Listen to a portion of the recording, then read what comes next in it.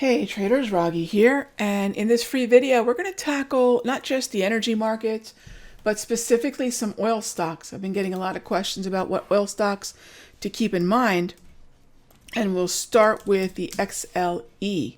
Now, a couple things about crude. We had the crude oil inventory numbers that came out today. Let's go take a look at those really quickly. And that's the CL contract that I'm looking at.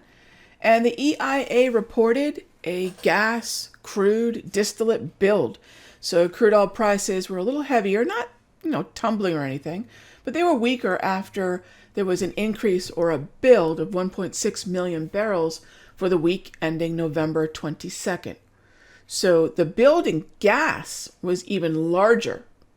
So these are things to keep in mind.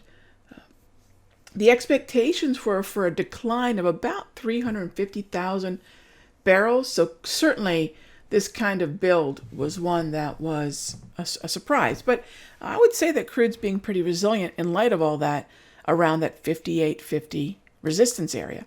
So let's jump back on over to the XLE. Now the XLE does not have what I would call a good, clear trending bias. In other words, it's not clearly moving higher, and certainly it is not clearly moving lower either. I don't have the consistency in either the red or green grab candles to justify that this is a trend. But there are things we can look at in crude. So what we do then in a choppy market, and I think this is very important in a choppy market, to be more of a stock picker. Now, some folks say, well, every market is a stock picker's market. I don't necessarily agree with that generally. I mean, if you're a great stock picker, I think you're always going to do well, but your stock picking is going to be a broader basket of names in a market that has a trend. And your stock picking is very important when a market lacks a trend, like in the XLE right now.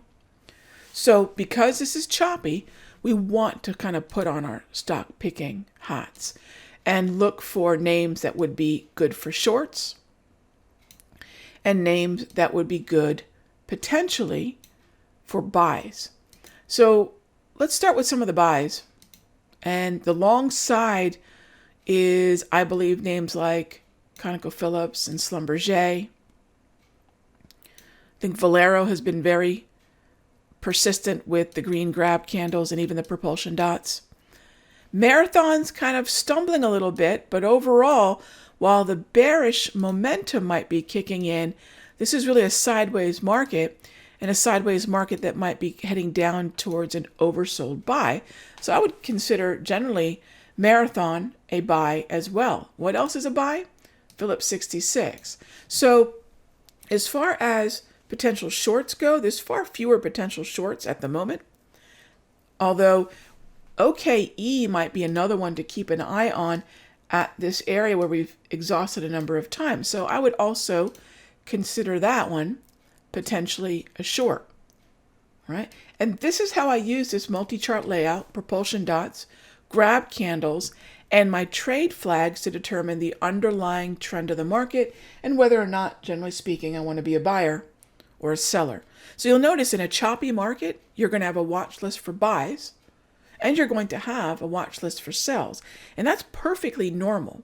Now in a trending market, which this is not, I will be much more interested in the long side of the market if it were an uptrend, or the short side of the market if it were a downtrend, if this were a trend. But in a choppy market, we really want to be stock pickers, and we remember that we might have a list for buys and a list for shorts. In the premium video, I'll talk more about the timing for these kinds of entries and which end of the XLE would be better for Kinder Morgan and Occidental and other shorts, and which end of the trend or which end of the range would be better for buys in Marathon or Valero or Phillips 66, because the timing is really important in chop as well. But the first thing is, let's get those watch lists built, and then we know what to look at depending upon what the underlying market is doing. Hope this helps. Hope this makes your watch list building much more solid. It's a big part of what we do as traders, and I'll see you in the next update.